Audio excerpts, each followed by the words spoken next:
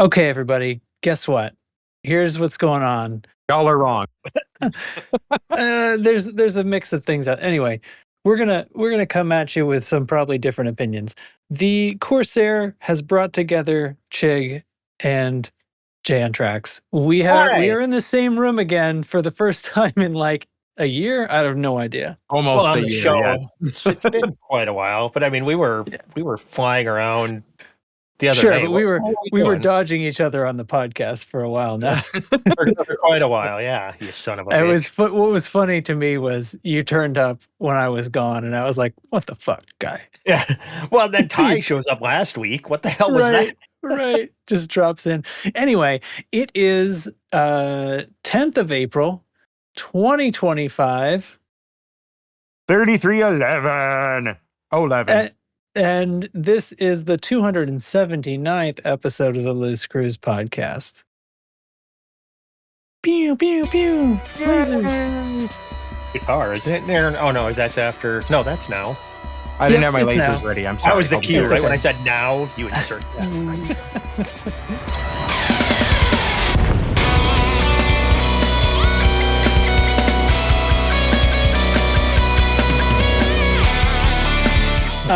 All right. So here's the thing. I sure an update came out.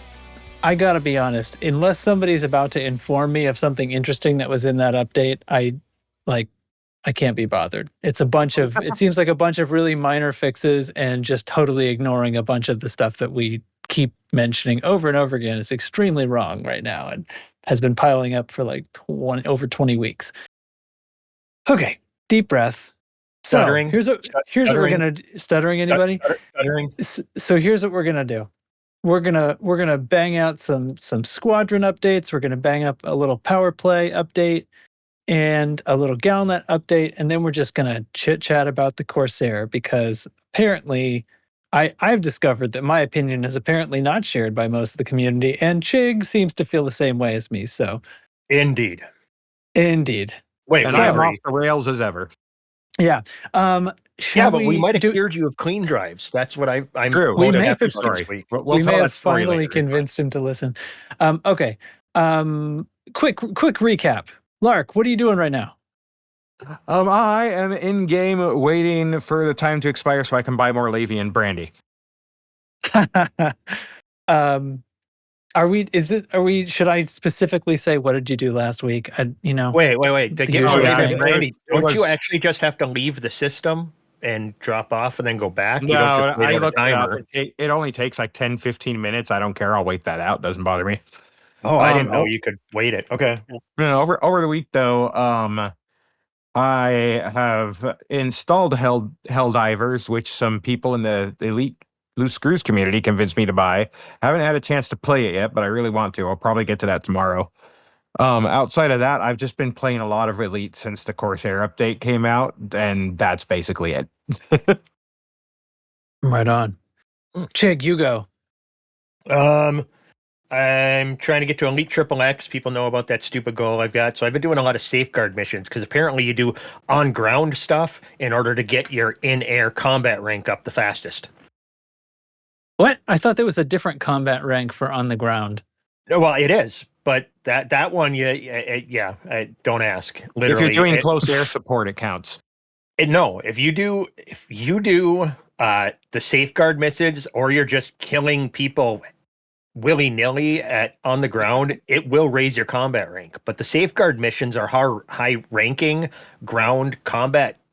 Nice. Yeah, I didn't know that. So if you do a threat level 5 ground CZ, now this is just stupid, but these things are actually challenging, so it's actually kind of fun. But you go in, you land, you get to the crate, you kill all the bad guys that come, and then when it says final wave approaching, you log out, log back in, literally just log to main menu, log back in, that starts back over, and you can do that up to 4 times, and then you finish it. And then you go turn in the mission, and you'll gain 2 to 3% on combat rank and about 1% on mercenary rank just doing that. So you just do that, and so you actually get combat rank faster than merc rank doing mercenary stuff. That's kind of awesome. This has got to be a bug. No, this has been since day one. This is ever since that they. doesn't mean I'm wrong. It's well, there is that, but I mean, they make. Let me just say this about FDev, and I mean that. People are saying, this about the Corsair. Some people are saying, they make bad design decisions at times. Their development decisions can be. I don't want to use the R word because that's not right these days. You can't say that. Developmentally challenged. Frontier developmentally challenged is what they are. Frontier developments challenged. Yeah, frontier developmentally challenged is what they are at times. Oh my God. And there's things like that they do where it's just makes your scratches your head. It's like when they're naming things in games, or let's not even say naming. Let's say labeling things in game. Like you have your you need to go to exploited systems, and they're also called something else, or fortified systems, and they're called something else, or even in outfitting your ship, they're called thrusters and engines. And drives sometimes. And drives. It all depends on where you're looking. If you're targeting a ship, they're called drives. Yep. That's why I've taken calling super crews just warp, because who cares? Yeah, but then if you're buying it, it's thrusters, and if you're engineering it, it's engines, I think, or it's vice versa. Right. I might have that flipped. So really, just they just do weird stuff like that, and that's with this combat thing, they may have done that on purpose to give away to rank combat, because really ranking combat killing ships takes forever. It falls off a cliff. I mean, how many Goids did we kill? Remember when we did? I turned in almost 40 billion in bonds. B with a, illion with a B. Billion. I stand by gajillion. That's how many interceptors I murdered, and I did not go from Elite 0 to Elite 1 during that entire process. That is insanity. And here I go kill 40 NPCs, and I pick up 40 dudes running around with guns, and I pick up 2 to 3%. It's well, the ship combat rank, the normal like shooting ships, it sort of how do I say this? Like it's there's like a power curve to it, right? Like the higher, you know what I mean? It sort of falls off a cliff because you can't find ships that are higher rank than you. After you're elite, you can only find ships that are equal to or lower. So I figure, anytime I'm killing something that's less than elite, I'm probably getting 0%. And then everything else is like a small, tiny fraction of a percent. But there isn't anything out there that's elite 5 that I can kill. Speaking of small, tiny fraction, I haven't looked at my ranks in a while, and I am in the last 1/8 of the bar of dangerous for combat rank. So you're the 1/8 of a bar to getting to the halfway point to elite. So like a year. How many years have you played? Don't worry about it. Well, I haven't cared. It's just like, I'm getting close. Cool. Well, you're close to halfway. You're a halfway. Because once you hit deadly, you're at the halfway point. I forgot deadly exists. Screw me. Never mind. He thought he was almost done. Yeah. Roast and pepperoni's me. I often wish I could give it up and have it show me as like dangerous or something, because I don't get pulled most of the time in these sorts of CG situations and stuff when other people do, and it's hard to be bait when it says you're elite. Right. It says I'm elite. It suddenly I stop getting, people take it. I only get attacked by people who can actually ruin my world. Yeah. And I'm out there. If someone sees elite and you're in a sidewinder, they're probably going to bank on that not being a fight they can win. Yeah, that's right. And anyway, whatever. It's something I would like to go seal clubber hunting from time to time, but each time I've tried, it's not something because they're not interested in fights, and so you have to do this weird catch them by surprise thing, and it's really tough because they scan you. They're not that stupid. Well, unless it's one of the elite crews, because they just destroy a ship so fast. And they oh my gosh.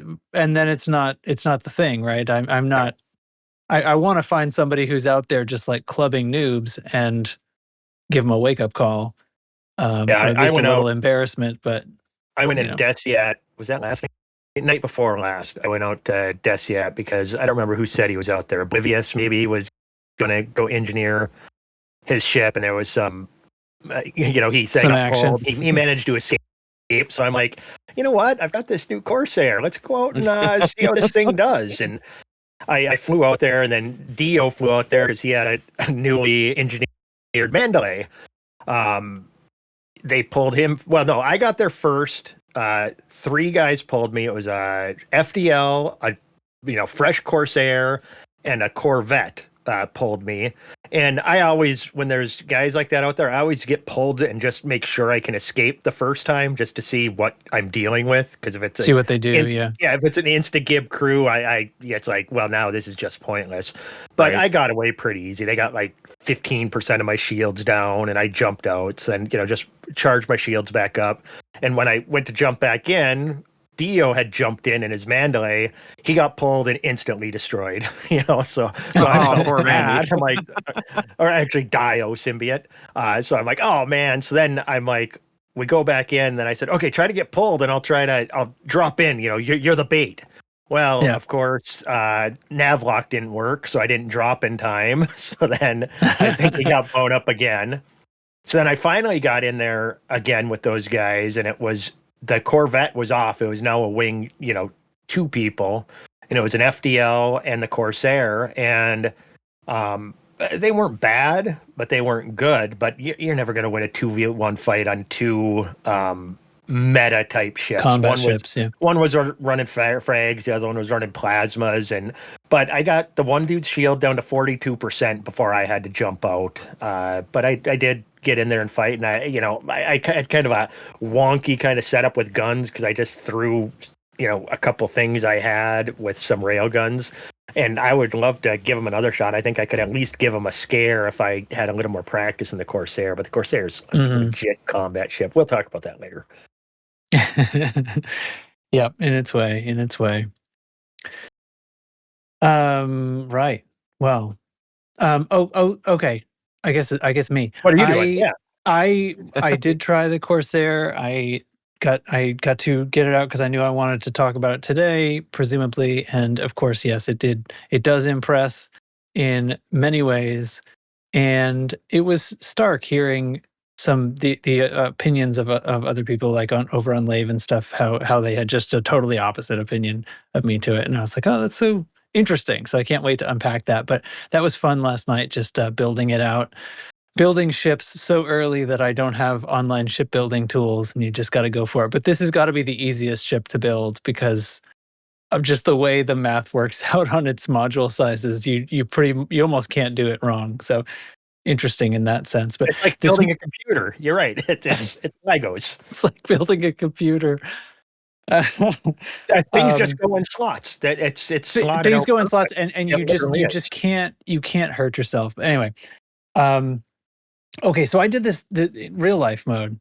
This dumb thing happened that I had to take care of this morning. So we're building this house, and we have the way it works with this. Our builder is the house is budgeted out, like it's going to cost this much money, and we have like allowances that are included in the budget for the sections of things. Like flooring has an allowance, and cabinets have an allowance, and electrical fixtures has an allowance, right? And basically we're picking this stuff out, and if we go over, we just owe a little more. If we go under, then maybe we can have the budget kind of shifts around, but it's just like a way of sort of preparing for how much is realistic to spend on these parts of the house, and you can kind of do what you want with that, right? Right. Mm-hmm. But like we don't want to go way over because we have our loan for the amount that we have it for, right? Planning on having to make up a bunch of extra. So at the flooring place, we're picking out, tile, carpet, hard floors, all this stuff, bathroom tile, things like that. The way they handle it, tell me if you think this is weird. The person who's like the salesperson kind of guiding us through to what we like the look of, and the way, asking all the questions, making sure we have all the little boxes ticked for what, colors of grout and all this stuff, everything. she doesn't really know anything about the costs of any of the materials. Well, that's unhelpful. Right? Like she has a few general ideas, like, actual, like genuine marble tile is pricey. And more regular, more typical porcelain tile is less so. And like, to a certain extent, she knows like some of the carpets are more expensive than others, but it's like she's giving us these wishy-washy general, like, well, that's pretty affordable. That's a little bit pricier over there. And we don't really have any idea where we stand when we get to the end of this, okay?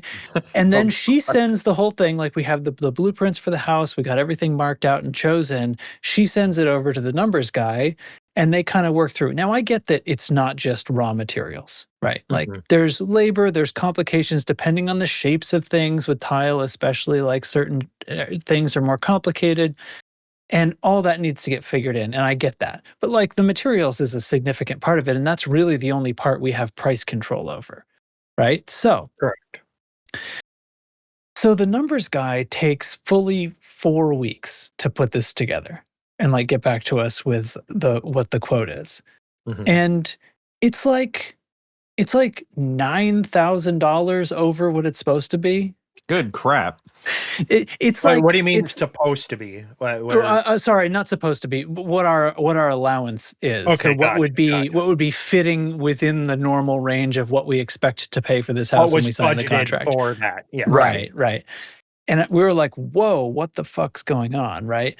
And so it's like now we're looking at like the numbers for these individual things, and like even the carpet, like which is the cheapest thing, right? It should be the cheapest kind of flooring, is like way more than we thought. But like, so clearly we were not guided very well, because we apparently picked this fucking high roller carpet and had no idea that we were doing that. You know what I mean? It's like, anyway, we're a little upset about it. And it takes so long that now we're like risking delaying our job here because we haven't ordered any of these materials yet.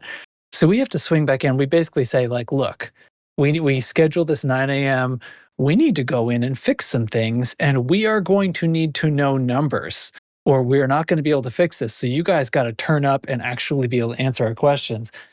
So that seemed really weird, but we went in this morning. We actually did successfully get it fixed around, because the answer was we had chosen some super expensive carpet, and there's another one that I literally can't tell the difference between, and it's like 40% less. On materials alone. And likewise with our hard floors, it's practically the same thing. From 10 feet away, I'm not sure I can tell the difference, even the color difference, and it's like 40% less or something. So like we sorted it out, but that was really irritating, right? Am I crazy? No, that's what you're dealing with, I work in sales, remember? Yeah, it's an upsell thing, isn't it? It is. It absolutely 100% is. They're trying to, like trying to let me upsell me.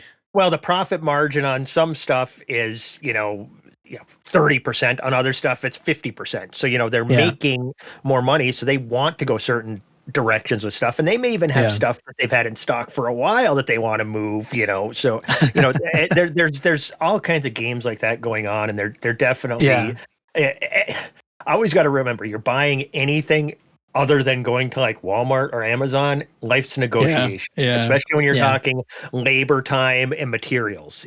Once you get into that, negotiating so much. That's why you call me, put me on speakerphone, and let me talk to these people, because I know how the games work. I know what people are doing, and I'll get a read on a salesperson real quick if I know what they're trying to do. It's no joke. With my wife and I wanting to buy a house like within a year, I might take you up on that call. I'm not joking. 100%. You want to show me numbers and what they're doing, or have me actually talk to somebody, I am more than willing to get into that. But and this like, if you're going in to buy a car, I could do that on the fly in a heartbeat. A building situation like Trex had, I'd want to do a little bit of research ahead of time, just because there's brands, there's so much going on in there. Or a house, same kind of thing, but it's not a problem. It's like to be fair, it's the salesperson wasn't like trying to steer us toward expensive stuff. It was just it's sort of like, what sorts of colors and things do you like? And she's like, okay, these are the stuff that's in that sort of color range. Here's the But that's what she doesn't know. There's a reason she doesn't know the numbers. Yeah. It's the intention of the process. The way they set their process up is intentionally so that she can't talk about numbers, because otherwise we would have been like, oh, and the thing is, it wastes everybody's time, because like in our case at least, and I'm sure this isn't true for everybody. Some people are just like, oh, whatever, this is how it came out, and that's what they want. But we just had to go in and fix it. So anyway, that was irritating and took up almost half my work day here, but Rick, I feel annoyed for you. Okay, so but I feel much better now that I got home and before the podcast went and shot a few more things in this here Corsair. So let's do it. Does anybody know anything about the squad? Has this even been updated? I'll do it. Okay. Some stuff hasn't, but I know what's going on, so I'll do it. Okay, very good. Here is the sound. Incoming priority message. Squadron briefing.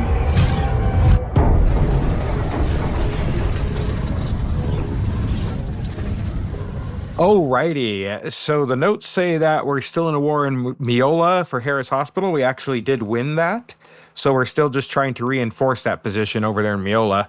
I believe the war in Balmus is still ongoing, and we are also trying to up our influence in FFA and LTT 17156. We also have a couple other targets we're looking at for expansion, since that's, just a thing that happens now. And we're still not worrying about overheating systems because who cares? And that's your squadron update. If you want to be involved in that, feel free to get into the Loose Screws Discord and hit us up. Lots of us like to talk about BGS and PowerPlay, and we'll literally talk your ear off. On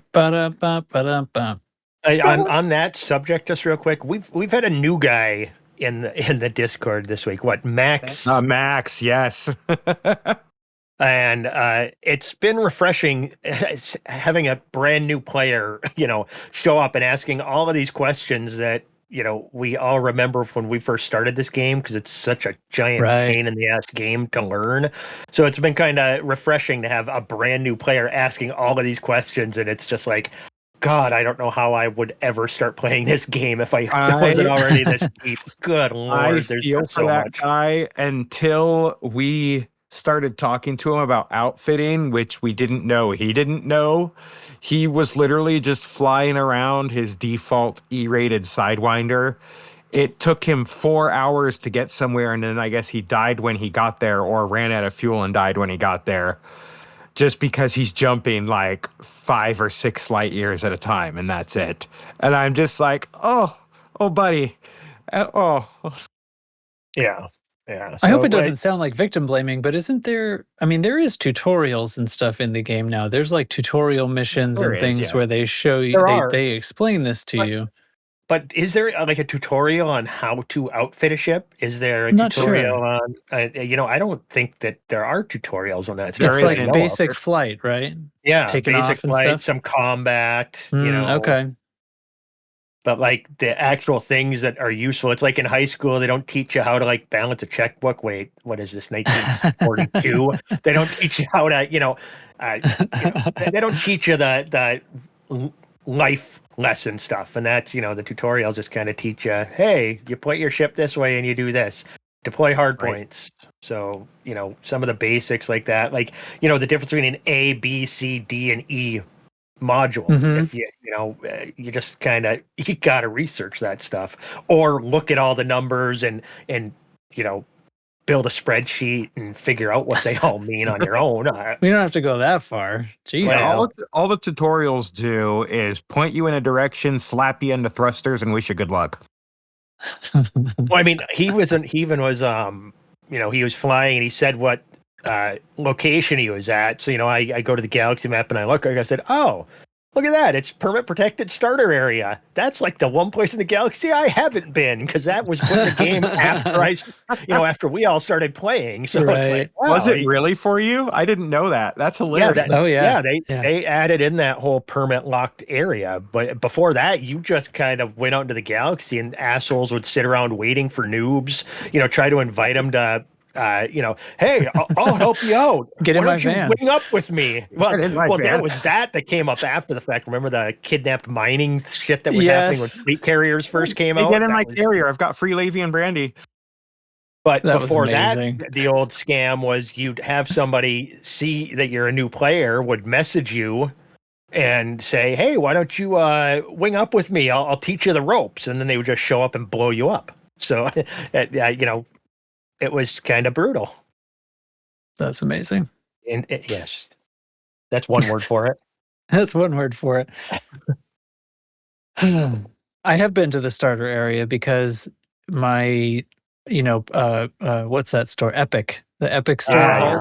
Whenever I did play on that for a second, just turned it on and I was like, what's this like? And I did a few missions and I got bored and I was like, I miss my having done all this and just being able to do what I want. So I joined in Horizons when they were having the first sale for Horizons, and the start area was there for me. I actually stayed in it for a good week, researching systems around me before I decided where I wanted to go, and it ended up going a direction that there was no other players, so I never even encountered the noob gang.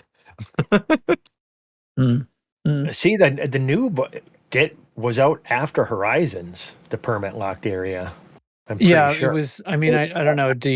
Maybe he just means before Odyssey? Yeah, it was before Odyssey. It was during the sale they did with Horizons, where they're like, get the Horizon Season Pass, back when they thought that's what they were going to be doing with the game. It was forever ago. I couldn't tell you any more details.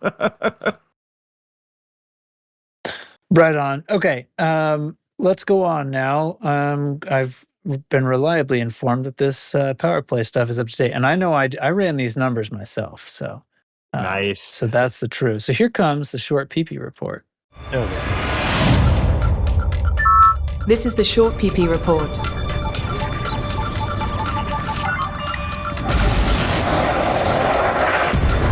Target shields offline. Target destroyed. It's average, so get your facts straight. I almost feel like we need to update the other stingers because that one is so good. I'm just saying. That's all right. I'm allowed to one-up myself without having to do more work. That's fair. Okay, so here's the deal. Conflict highlight. This is from Baramir, who put this in here, but then didn't feel like coming on the show because he's lazy. Yeah, lazy. He had some other excuse, but anyway. Highlight conflict. Hun Now Yeah, which is apparently a system, I guess. Oh. Anyway, a conflict broke out between Nakato Kaine and Edmund Mahon, and it racked up. Kaine won with 395,000 control points to 319,000 from Mahon. Nakato overtakes Patreus in total number of systems owned. First movement in the leaderboard, if you're counting total number of systems, that is. Patreus has been hemorrhaging total systems owned for the last 2 weeks, nearly 22 systems lost over the last month, with the majority this past week. He also added that the orders, same as last time: reinforce Timor, Ross 310, acquire Wolf 10, undermine Rukba.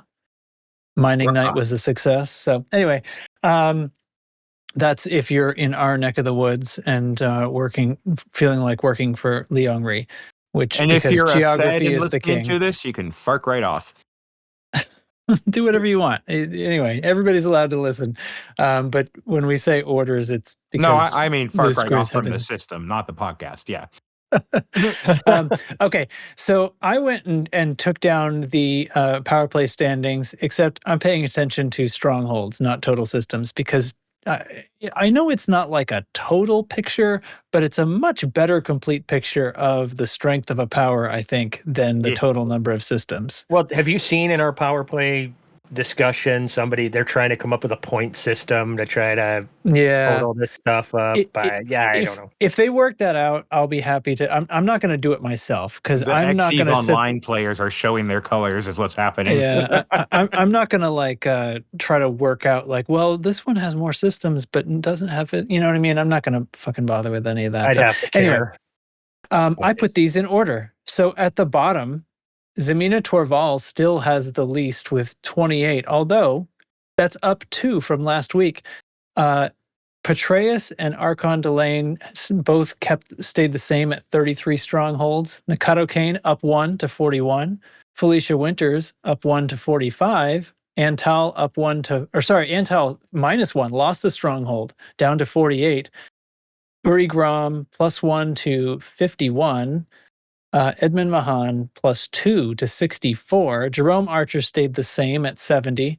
Yong-Rui gained 3 strongholds this week, up to 89, which ties Aisling Duval, who only gained 1 for a total of 89. Hey. And Arissa, still on top, gained 1 at 103. So it's showing 104 right now. Did she pick one up today somehow? Well, I just looked at Inara right before we went live. Oh, I'm looking in game, so sorry. Okay, so it's literally updated now. Freaking PowerPlay news.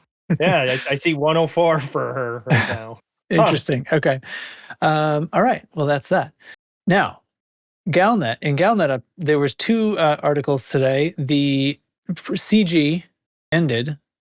Heavy combat in Chi Eridani. Is it Eridani or Iridani? It's Eridani. I think it's Iridani. That's what somebody said to me last week, and they were wrong then too. It's Eridani. Anyway, heavy combat in Chi Eridani subsides. So that CG is over, and a new one broke out immediately. Increased security needed in the DAN system, DHAN system. So this is apparently just some random faction says that pirates are bad and there's too many of them, come help us.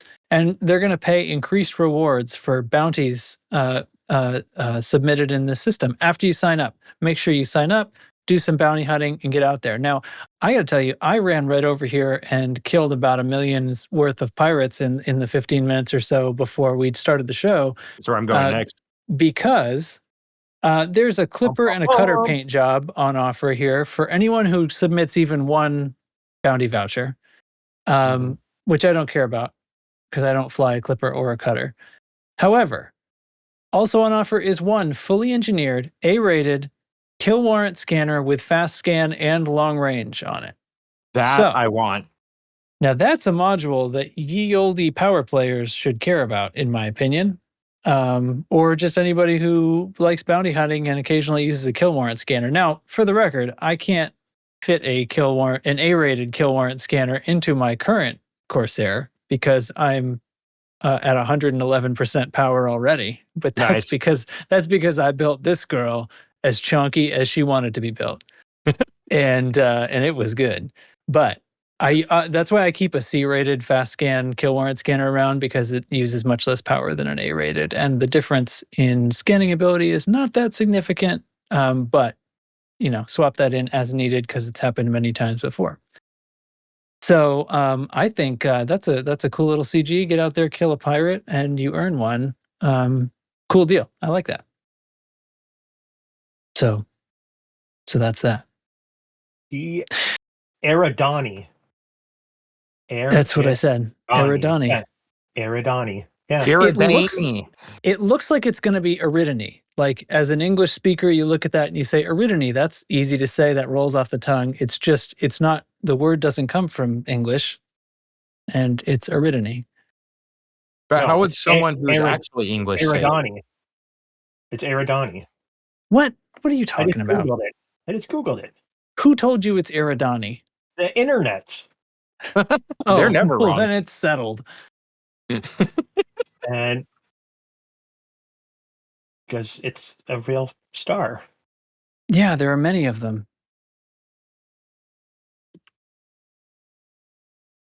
There are many stars? Eridani is how this computer voice says it on YouTube. So I have no answer. I whatever. Let's just say it really wrong and call it Yeah, Iridani. People who know such things have informed me that it's Eridani. Anyway, okay. Probably doesn't matter. Nobody's going to freak out, except for me, apparently. Okay, next section, dev news. The Corsair update happened, which is 4.1.0.3. It has a bunch of update notes. Would anyone here in my presence like to pay any attention to those update notes? Please highlight something that you find interesting. You can run in a station without huffing and puffing. I actually That is something I noticed. Yes. I actually kind of like that one because when Yeah. you're on a large pad and they put your exit to the ship as far away from the fucking door as possible, it would suck when you'd run out of air like twice in the run to the elevator. But I mean, if you don't play on foot very much at all, it doesn't matter if you're never going into a station. Sprinting from the front of a putter all the way to the elevators and just falls out dead right in front of the elevator instead.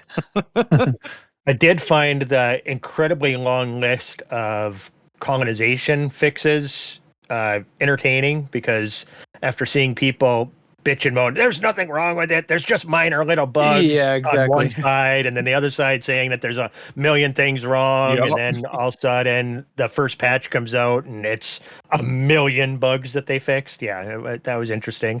And a lot of translation stuff. I mean, it's really a nothing burger. They didn't fix any of the things that we really want the big fixed. Stuff. Yeah.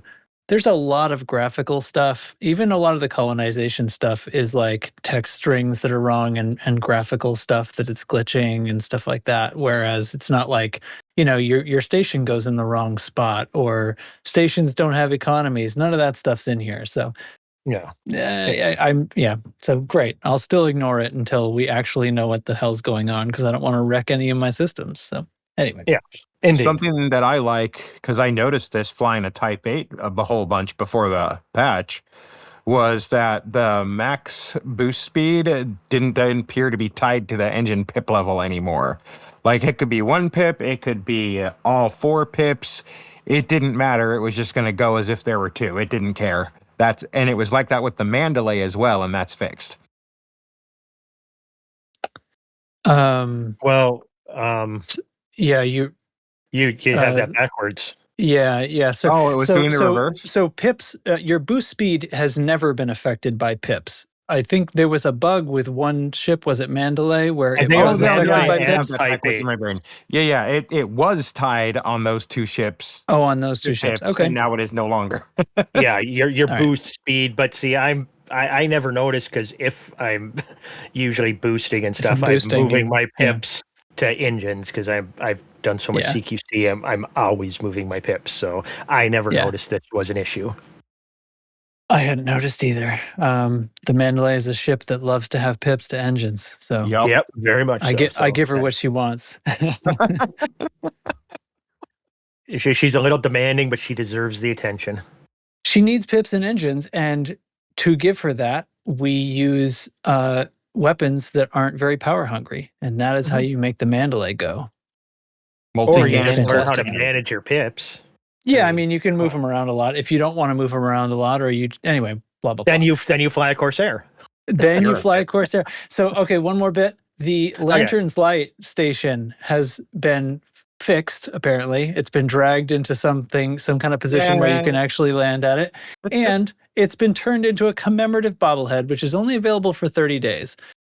So my experience with seeing this news was I had this initial reaction of like, this is so crass of them to like take this mistake and try to make money off of this thing that this player did, and they're trying to. And I got maybe half a sentence into starting to type some of that feeling into Discord, and then I realized how fucking wrong I was.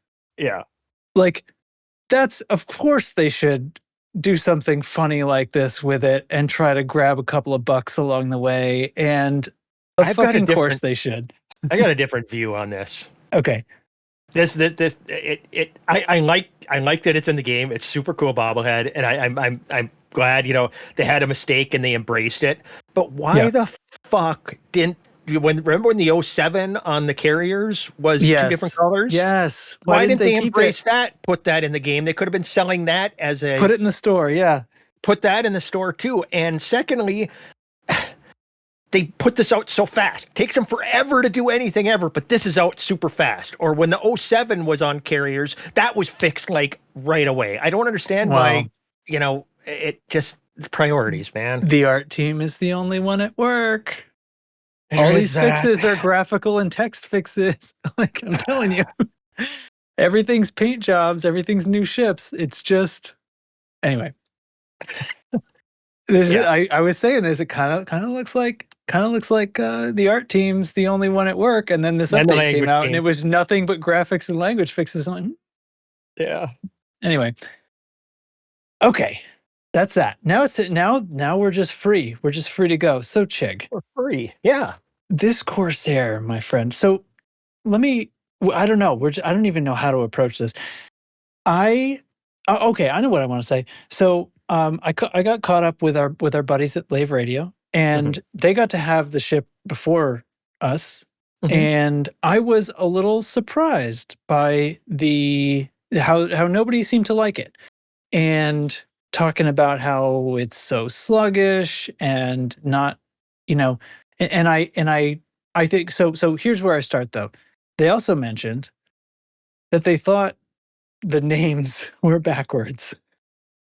Yeah, and I thought should have been the that's Python very too. funny. Yeah. Imagine if this, and it almost seems like it could have worked in hindsight, right? If the first new ship they did was the multi-role, and it basically had these modules, but it was called the Python 2, and it was a multi-role. Yeah. It could have worked. Anyway, that's just sort of a funny jumping off point, I guess. But the main thrust of it being, it is a multi-role ship, so I feel like, if you're comparing it to something you've been flying around lately, like the Mandalay, which, maybe you'd say that's an Explorer. I kind of say that it's a featherweight. It's a featherweight multi-role. It's very good as long as you don't need to take too much abuse or deal out too much abuse. It's pretty decent at almost anything. It really up is to there. And it's just very lightweight, right? So it just can't carry as much and so on. You scale that up, and what do you get? This friggin' thing.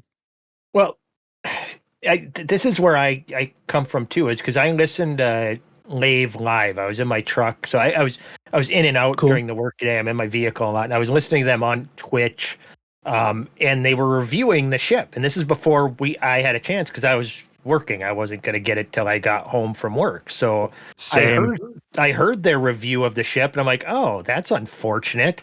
I was really looking forward to, some of the things with the ship, especially the thrusters and stuff like that. And then what they were saying. Then when I finally got home and put it together and I started flying, I'm like, I'm not sure about this flight model.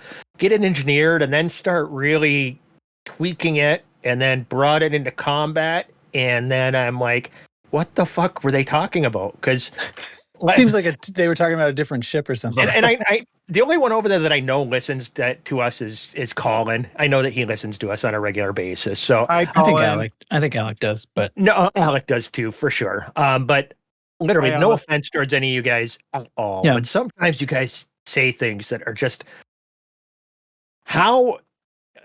One member of your show over there said that she was super happy because this ship, she was worried that there was going to be power creep with this ship. I don't know how you can say the ship is not power creep. Basically, if you had a crate Mark II, you're like, man, I wish a Python 1. Well, or a Python 1, but I'm going to go with the crate for a reason first, because the crate, your biggest problem with the crate is like, man, I fly the Phantom because it's faster than the 2, but I wish the Phantom had the extra gun of the 2. And then you get an this extra ship cargo, that has, extra capacity. Yeah, that has more guns than the Mark II, is faster than the Phantom, has better convergence than any other ship in the game right now. Even other the than Python Classic. I think the Hauler has better convergence, right? That's the one with one hard point. One hard point. That's right. Has more cargo space. I went and looked at like the number of guns this thing has, the amount of cargo it can carry, its straight up speed. It is in the top 10 of all 42 ships. So it's in the top 75 percentile of all ships in the game, and every one compared of those to small categories. ships. Even comparing to small ships, and even comparing to large ships, when it comes to hauling, it falls in the top 10 of all ships on all of these at everything, different things, at everything. And then I've seen people say that it dissipates heat poorly. I don't know how opposite they is say correct. that. This thing, you can start I was to jump while literally still right- fuel scooping if you want. It runs Yeah, I cool was- enough. When on my way to Lave to unlock this, to get the brandy to unlock an engineer, I was literally right against the exclusion zone of a star, and it was a yellow-white too, so a pretty hot one. And I'm using a 4A fuel scoop, which is a pretty small one for this ship. I never went above 58% heat. This thing is as cool as the Type 10. It runs cooler than my Exploration Mandalay, and this is a full combat build that I'm jumping around engineering. So I don't know where that comes from. I don't know where, somebody over there said, yeah, it flies about as fast as an Asp Explorer. Yeah, plus 10% on that. An Asp Explorer, fully outfitted might hit 530. This thing does 600 fully combat outfitted. I'm running heavy because I've got the prismatic shield on it, and I still boost to 599 with 30s. You can make this thing as heavy as you want. Literally, make it as heavy as you want. Nice. It will boost to 600. It's you do use the 7A thrusters. You can use 6A thrusters in a light build, and you'll still get to 600. But if you start putting any weight on this, you won't get the same speed or performance. Yeah, and the thing about this ship that really struck me, there's two things actually. When I first started flying it, I really felt like what this ship reminded me of is it reminds me of my Viper Mark IV. Like, it looks fast, and I saw you which is say a that. multi-role. to be all of that, and it does handle that way, but it handles that way a little bit heavier because it is. And this ship feels just like that, and I love that about the Corsair. Well, talk about that. Let me cut you off just 1 second. You talk about how this thing handles. You don't have to change pips to keep your turning speed exactly the same. So this ship is for beginners. You could fly this ship when I'm in combat, and I love pip management, I'm throwing 4 pips in weapons, 1 in system, and 1 in engine. So I can boost when I need to. I'm recharging shields when I need to, but I've got all my pips to weapons. So when I'm firing off 4, 5, 6 railguns, my heat pumps, but it comes back down relatively quickly. Yeah. So the sea ships were known for this previously, which is why they're such great Thargoid fighters, because you can leave them with just 2 pips and engines and you don't notice much, if any, difference in handling speed. So likewise with this ship, it doesn't care. The opposite, if you want to get a feel for what we're talking about, the FDL is notoriously like the worst at this. If it doesn't have 4 pips and engines, it doesn't turn. And everybody talks about how great, Mandalay suffers pretty bad from that too. And everybody talks about how great those ships are at turning. Well, yeah, I mean, sure. So, I mean, the actual pitch speed is technically slower than the Crate Mark II, but the yaw is the same. The lateral and vertical thrusters are significantly more powerful. This thing, the biggest thing you'll notice about this flight model, and I think the term they used was low drift. This is the thing, like you point it in a direction, it goes there, and you feel that a lot. Like I have to change the way I fight, especially without.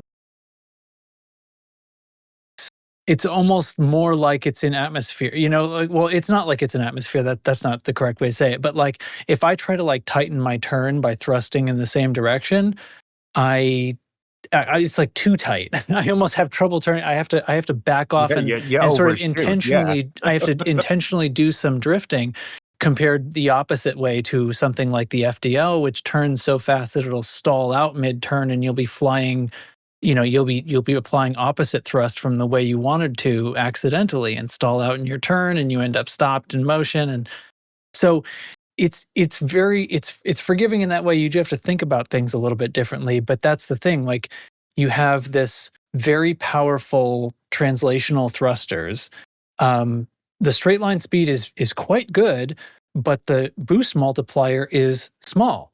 So compared to a lot of other ships, the difference between max straight line speed and boost is less. But that I see as a benefit in this case because you're using boost to get that turn boost, right? When you boost, you get a faster turn for a moment. The thing's boost timer is extremely short, so you can boost pretty constantly.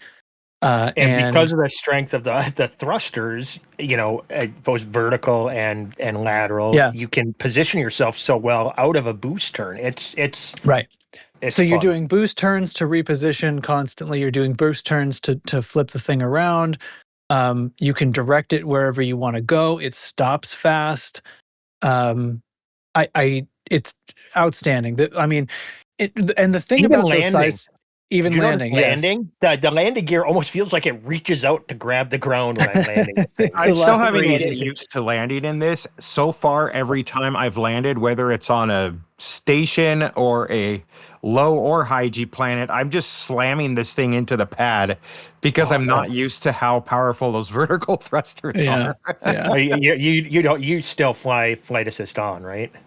I'm on, and it's even flight assist on, and I'm still slamming into the pad. Okay. Yeah, because it jumps. Well, that's because you actually have to down thrust to land. A flight assist off, you just kind of you drift over there and let the centrifugal force push you.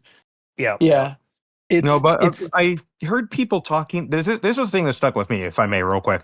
The thing my personal second point, the thing that stuck with me was that I heard a lot of people, I can't name any specifics anymore, but a lot of people saying, oh, but it's not great at anything. Well, neither are any of them multi-purpose. That's the point. They don't have to be great at them. They're good at them. And that good is usually dang good enough, especially in this case as one. This thing's great at everything.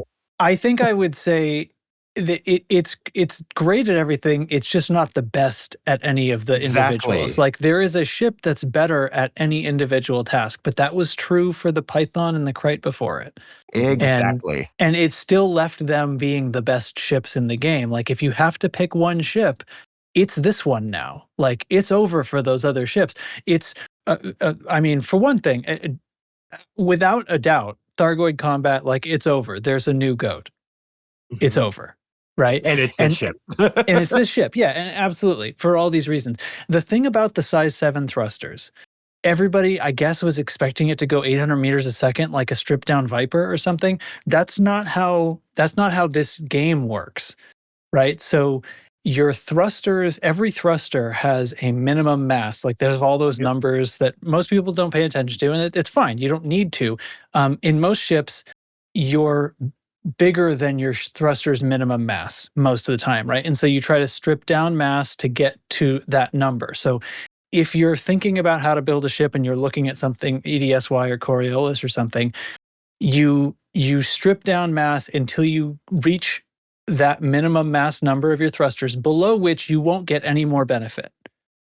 This ship, with dirty mod on the thrusters, the minimum mass on a size 7 thruster is 945 tons. That's Anaconda range. That's ridiculous. And this ship's dry weight is so low. Like I have like a full combat load with a prismatic shield in this.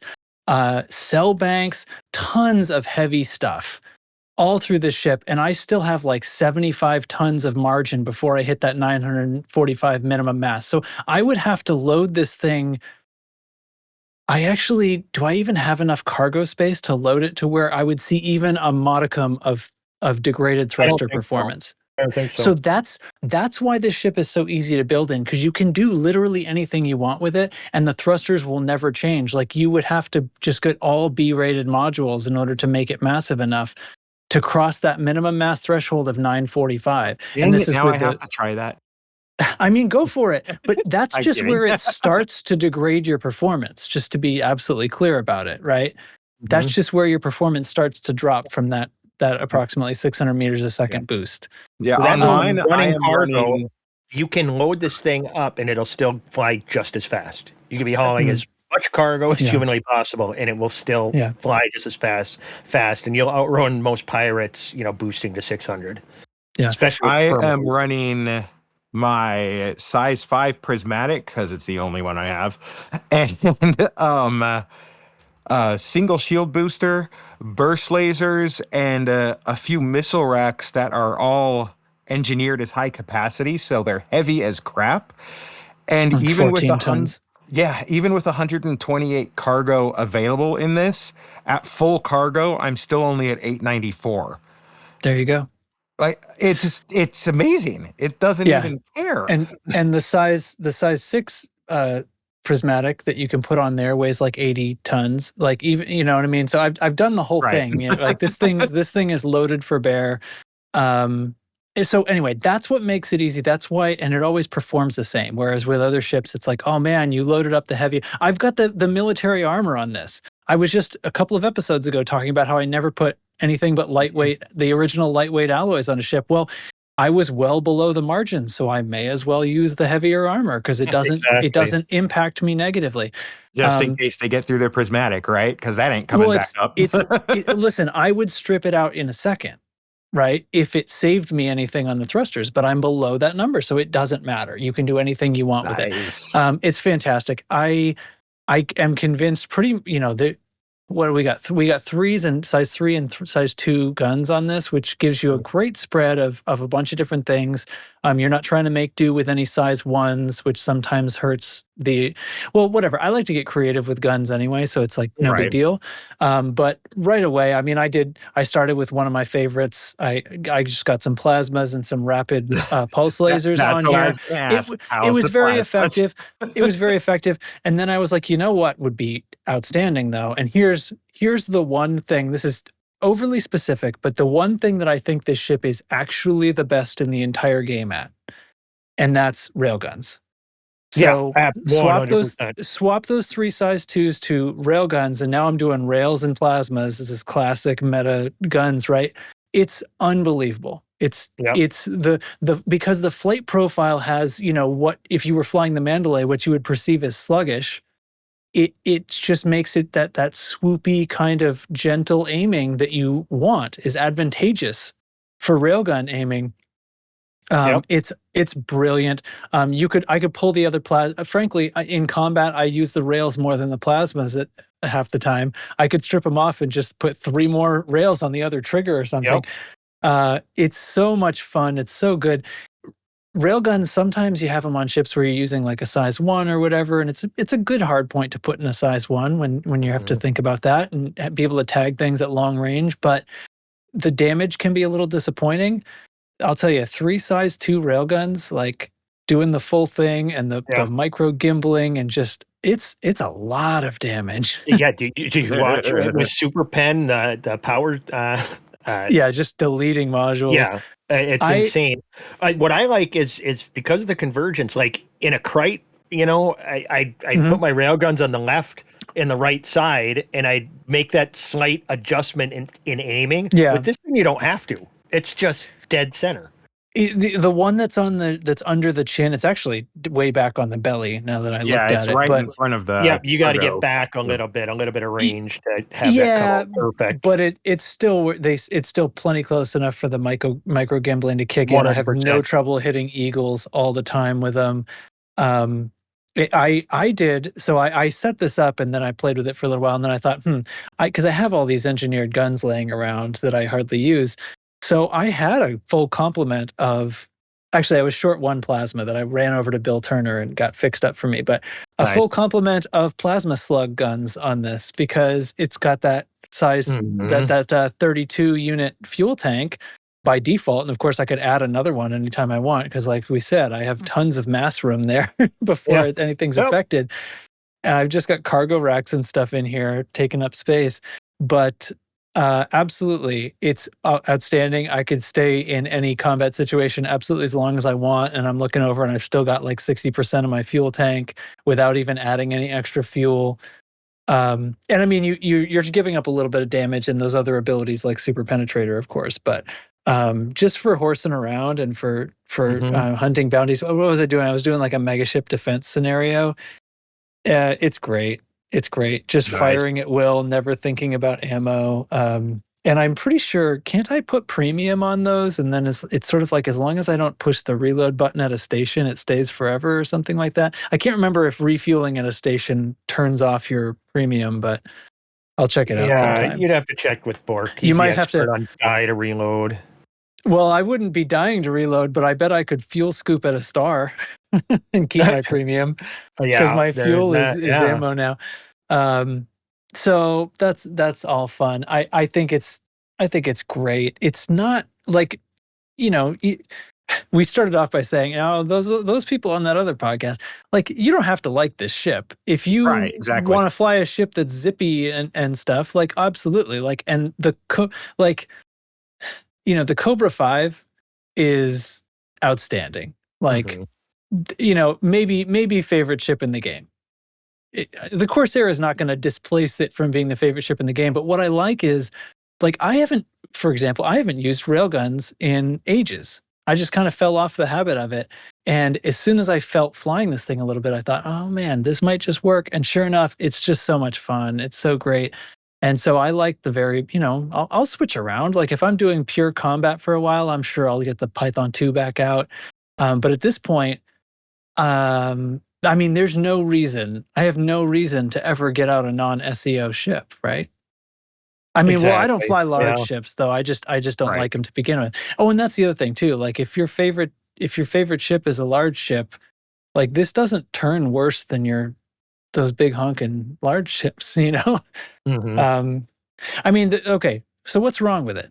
Well, I shouldn't say wrong with it. What's not great? The jump range. Let's go one more good thing first. The last thing, it was touched on just briefly a couple times. We mentioned it's that size 7 distro. It makes it so that this ship can do anything without worrying about heat too much. You could turn this into a miner if you wanted, because it's got so much cargo space. Oh, this would be a Plus great the miner. distro, you'll be able to use all of your mining tools without any issues. Trying distro, to do these gun loadouts on a Python 2, it has the hard points for it. You could easily do that, but it cries. and you have to put all your pips and weapons, and it suffers horribly in maneuverability that way. Unlike this ship, Yep, that 7 distro makes a world of difference. That's why the Krites were my favorites for bug hunting 100%, because you could just fire just Gauss go all day, every day, and not worry about it. So that I wanted to mention. And then you mentioned jump range on this isn't the greatest. Not great. SCO, it goes faster than the Mandalay at top speed in SCO, a little bit, but it chugs fuel like unbelievably fast. Not old school ship fast. I don't know, kind of close. I was getting scared I was going to run out of fuel when I did my test in the back, man. Yeah, it definitely sucked. But this gets up to almost 4,600, at max speed there. But if you're doing that for any amount of time, you're gonna run into trouble. Supercruise turn rate, not great, not great. But it's not like worse than a bunch of other mediums. Well, exactly. Well, I was out exploring for 2 months in a Mandalay, which turns like a fighter in Super Cruise. So everything seems bad to me now. So I think I was being overly judgmental on this, but that's not what this ship is about. I don't think this would make a fun explorer. I just No, probably not. We talk about how you can load up this thing with mass and it doesn't hurt the thrusters. It does hurt the jump range. So, like, if I wanted to increase my jump range drops dramatically as I combat load this thing. Pull that stuff out, and you'll increase your jump range pretty good. I got it up to, I don't know what mine is now, 35-ish or something. It's got a size 5 booster because I just got room for everything. Nice. And the size 5 booster and stuff like that is great to have in your ship, because I'm 111% power with all these railguns and prismatic shields and cell banks and stuff. But that shit all just turns off when I deploy my hard points, so it's fine. Deploy hard points and the ship just sucks itself inside out from the back. It's totally fine. It doesn't matter. I don't have to, FSD and the booster, and I feel like something else turns off. Can't remember. It doesn't matter. Fuel scoop. Yeah. The modules they give you on this, why are they tagged that so you can't read? Because they have 0 cost? Is that why they do that? It's because they are they are only allowed to be on this ship. Yeah, but you can't store them. Yeah, I think it's weird. You can't sell them either for nothing. Well, for zero. If you take them off the ship, it sells them. Yeah, for zero. So I mean that's zero. That's not selling something. No, but, I mean, there's only selling, two. but... There's only two Chig, you talked about specificity of language earlier, right? There's only two things you can do with a module in this game, and that is store and sell. So it sells them because it can't store them. Well, that's once again, that's poor vocabulary on their part. Yeah. You're not well, at least they it. didn't. Yeah. At least they don't have 3 words for selling. Yeah, exactly. But like for instance, I told you I tested the 6A thrusters compared to the 7A. I wanted to test that 6A, but I had already engineered my 7A, so I just lost the engineering mats because of that. Right, and I ran into that. Sorry. Like because I couldn't store that module, it's a stupid mechanic. It sucks. I guess the alternative would be that you'd have to have a bunch of things in storage that said this is only available on this particular ship or something. Why do they not? Why can't you put it on a different ship? What's the reasoning behind why you couldn't have the modules on this go to a different ship? Because then it's money laundering. I don't know. Because you can respawn it at any station, it would have to delete the modules off of your other ship when it respawned. And I guess they either didn't want to do that or they couldn't, or it was technically complicated. One or the other, because it would probably be very confusing for the player. They would get a lot of support calls about why is this module on my Corvette disappear? And then they do a couple of back and forths on email and discover that you respawned your Mandalay somewhere else and it deleted the module. But why would they? They could have just had these just regular modules. Is what I'm saying. They didn't need to be specific for. But this is the look. Whatever. I'm not going to try to defend it, but this is the system they made for pre-built ships. So any pre-built ship, the modules that come on it have this tag, no matter what. And I also ran into that with my Mandalay, where I engineered the shield it came with, and then at one point, thoughtlessly, weeks later, I swapped it out, and then discovered that shield didn't exist anymore when I went to switch it back. So. That I buy the Stellar thing because it's worth it if you want the ship kit. So you save a couple of 100 arcs. So I buy the Stellar. I immediately the core modules I keep because they were correct on this one, but all the optionals I got rid of. Actually, I think I kept that operations limpet controller, but I don't mind if I take it off the ship, it's going to disappear. I don't mind. I didn't engineer it or anything, but I engineer the core modules because those are going to stay. I don't see that happening, me changing that. And then all the options I threw away. I don't know. I got rid of everything. I ended up, once I discovered that, I decided. You don't even keep the cores? No, I didn't. I didn't want to have to deal with that at some point and be like, oh Christ, But why would you ever take the thrusters off of this? Well, let's say I wanted to take it exploring. You wouldn't, and you wouldn't bring the big thrusters. You'd want to downsize the thrusters. Well, I'd go down to the 6 for sure because I'd get the same. Well, that's true. Because if you were lightweighting the ship, because that's true. Because even with a size 6 thruster, which is what do I have, and think about you almost always drop your distro down. You drop your power plant down. 630 tons. Yeah, you would still be well below that on anything that wasn't built heavy on purpose. Everything. You're gonna do a whole lot of things. What's the starting mass of Corsair? Current, let's just take everything off of it. Well, Trax is looking that up. I'm going to point out that if you were lightweighting all that, Chig, well, then you'd be exploring, not ready to fight, and Dubs would come out there just to kill you and then get off the game again. Dubs hasn't played in so long, he couldn't kill shit. You don't know. That and comes and tries to find me. I'll teach that punk how to fly. I hope I can always say that now. Yeah. So it looks like minimum. So fully E-rated, it's 607 tons. The Corsair is, I guess, if EDSY has this correct. I kind of thought it was smaller. Well, that's astonishingly. Yeah, that's really fun.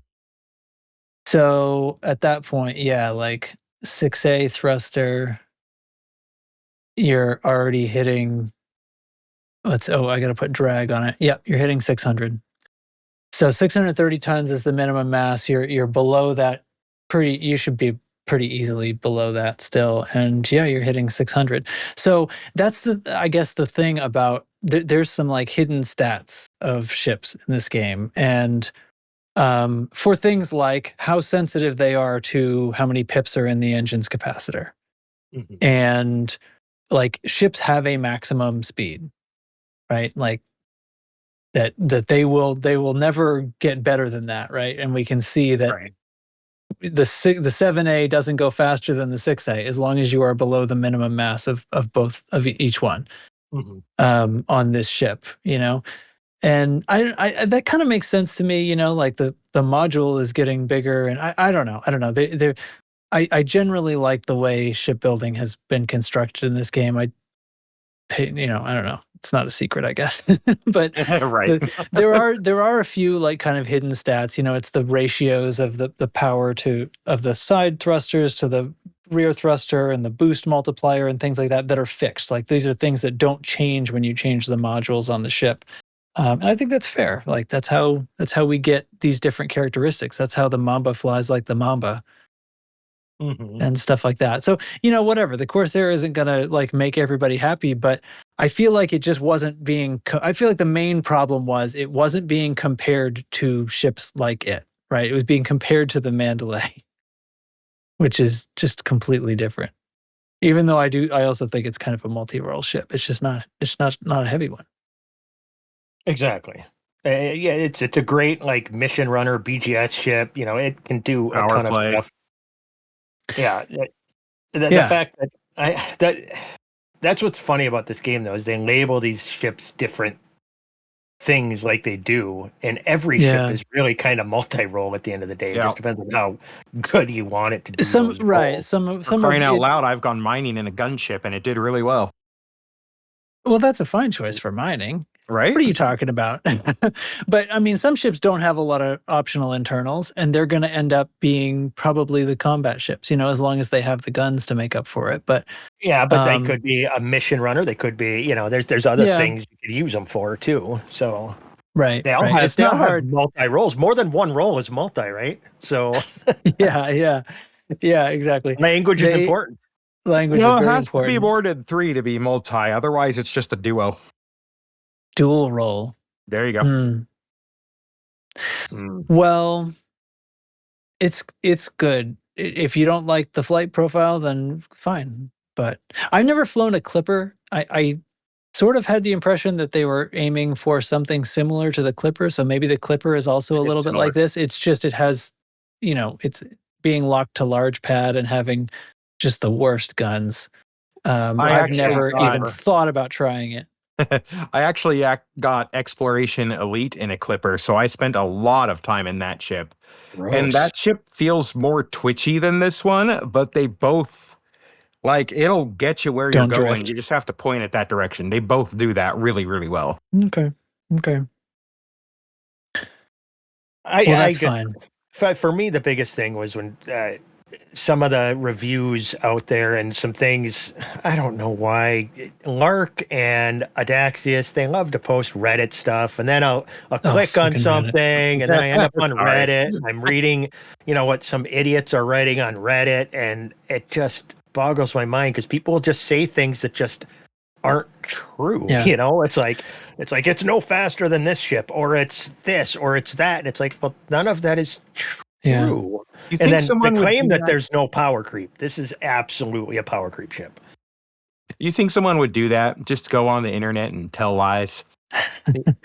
Some of it's not true. Some of it is just misinterpreted. Like that week of content partners getting the ship early, my YouTube feed overfloweth with people directly comparing like the pitch speed to the Krite and stuff like that, and going, well, it turns slower. I don't know if you get, you know, and misinterpreting the point that like this ship is like turning speed does not equal combat prowess. And but I mean, these ideas still pervade the whole thing, right? Like the idea that the Mamba is not a good combat ship because it didn't fly like the FTL. Absolutely is. When like people who do nothing in this game but kill other players love the Mamba. Like, that is one of the top 3 that you see out there. Like, what are you talking about? Like, it's an excellent, I don't know. I love the Mamba. It's not, you don't fly it the same as other combat ships because that's not how it performs well. But if you fly it the way it performs well, you can do outstanding. You can be very hard to hit and deliver devastating burst damage. Yep. It's insane when done right. And in that's ways that the finding FDL can't be. It's not worse than the FDL. It's a different thing. But people, I don't know, expected something. If they were the same, then why would there be 2 ships? So anyway. Yeah, and that's just it. It's your flight style too. Some people are love a jousting type fighting. Other people are, all about positioning fighting. It's all about the kind of guns you like. Some people, don't want to do anything but, lasers and multi-cannons because they just like to hold down the triggers and keep their nose pointed in one direction.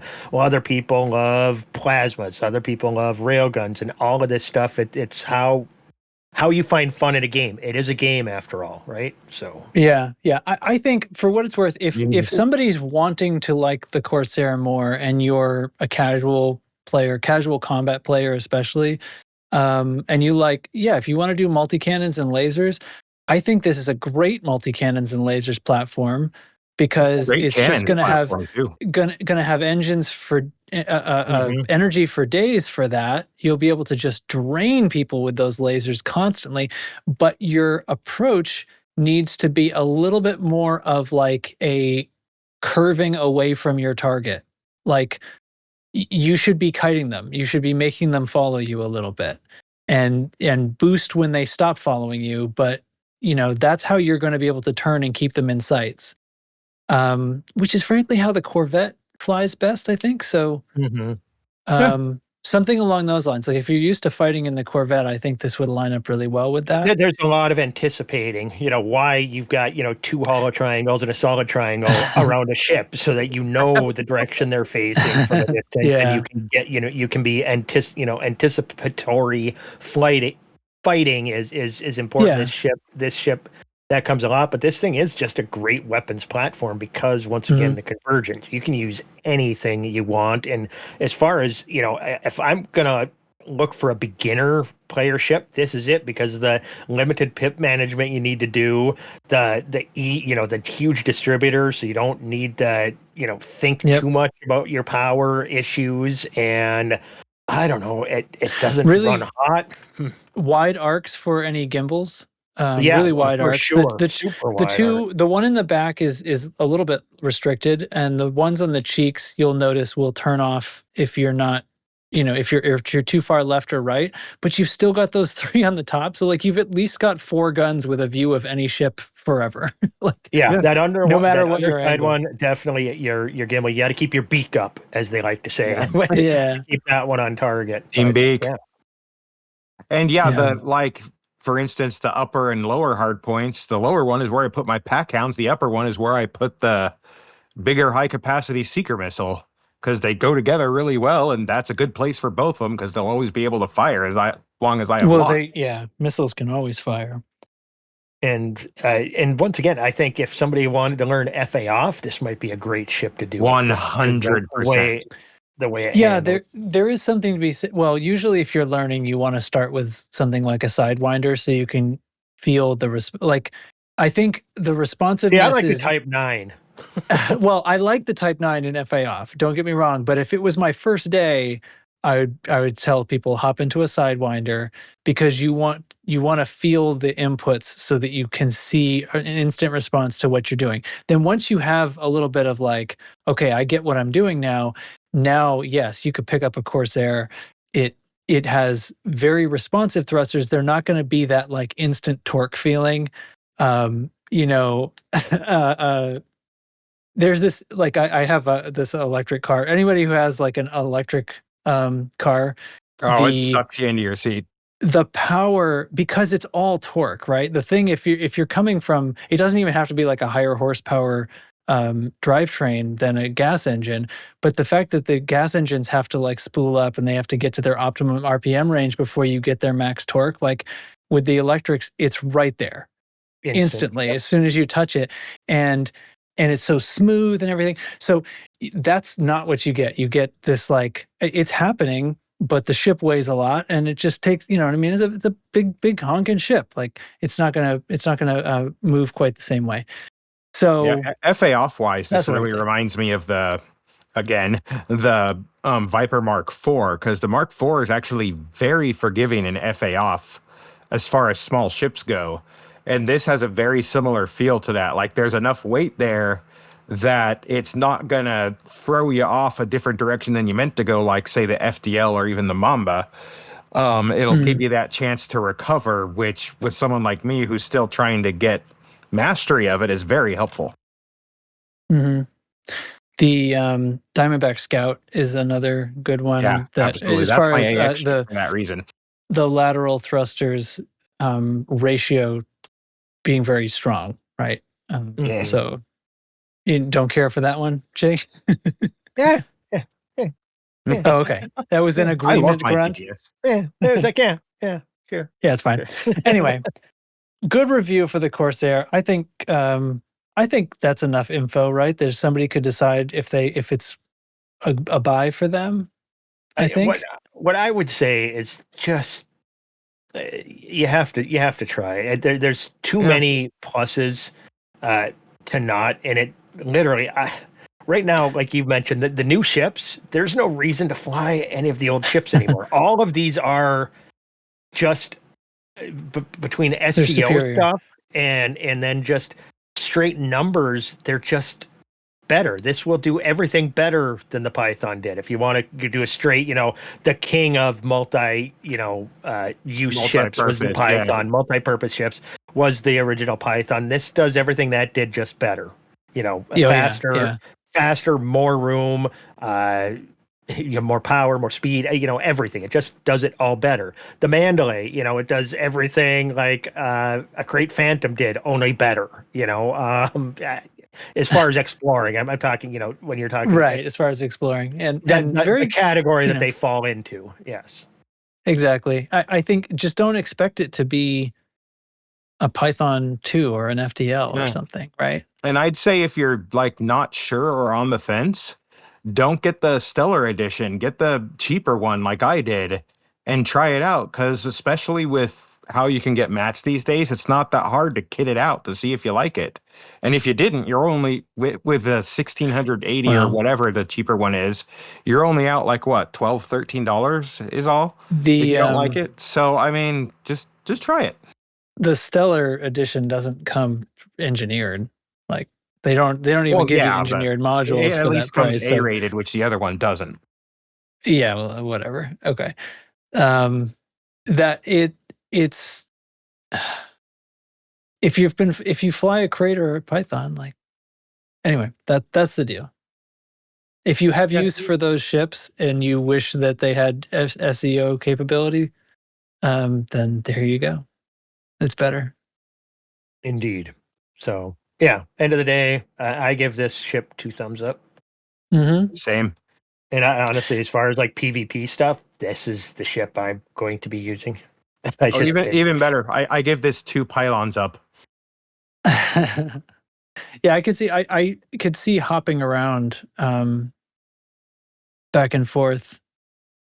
So as we've been talking, I keep getting distracted because I'm watching this Anaconda try to go backwards into the mail slot over and over again. Anyway, is that working out for them? I'm actually not sure if it's an NPC or not. It might be just an NPC bugging out, because they've done it the same way like a bunch of times and it's really consistent. So I don't think it's a person. But anyway, I don't remember what I was saying, so doesn't matter, I guess. Did we talk about how we shot out Adaxius's shield generator and? Oh yeah, yeah, that's true. All right, so here's what we'll do for Community Corner. Let's go.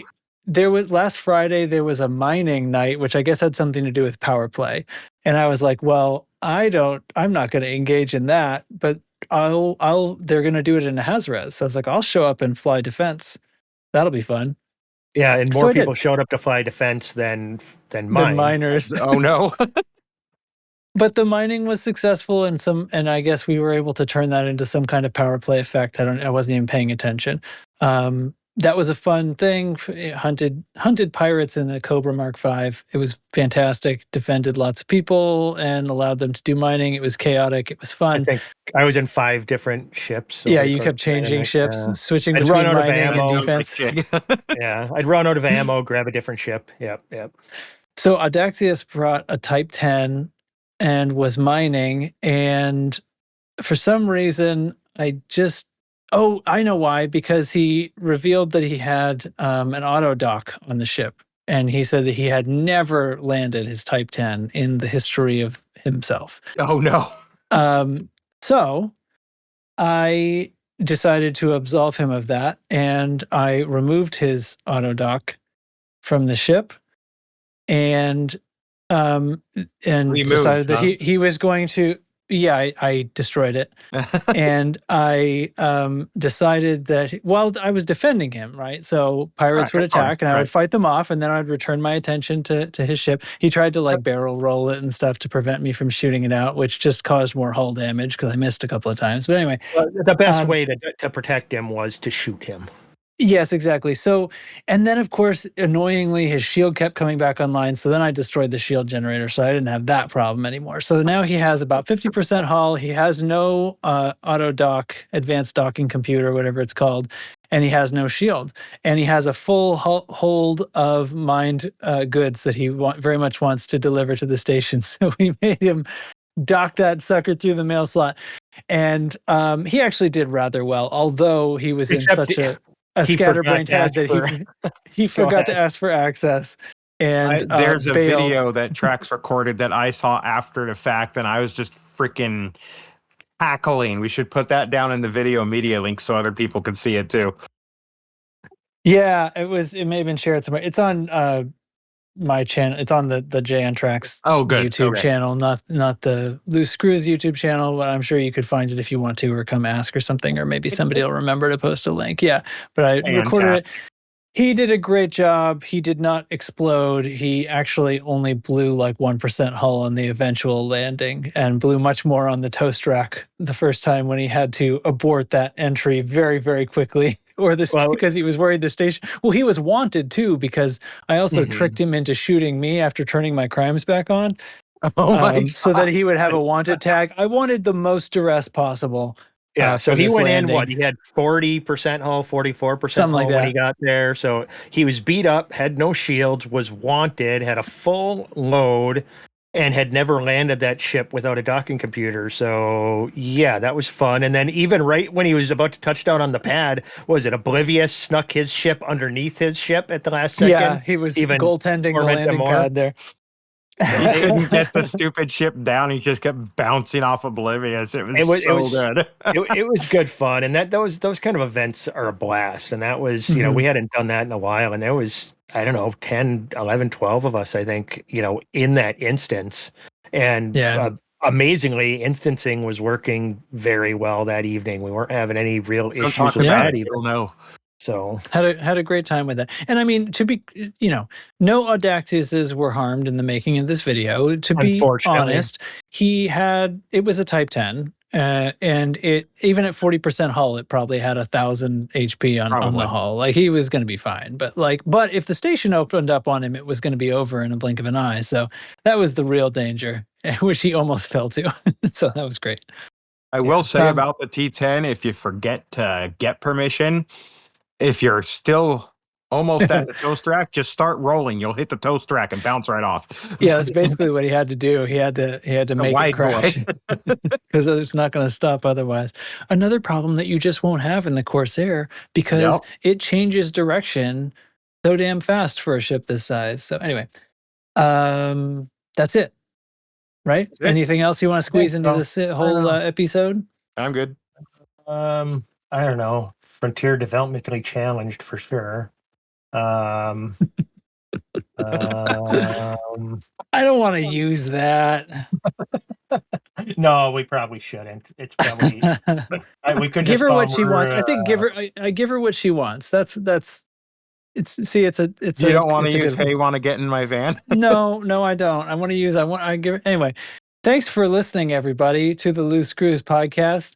Thanks, Chig, and thanks, Lark Shadow, for joining me on this very hearty discussion about the Corsair, the most pirate of ships, and Team Beak. Publicly once again.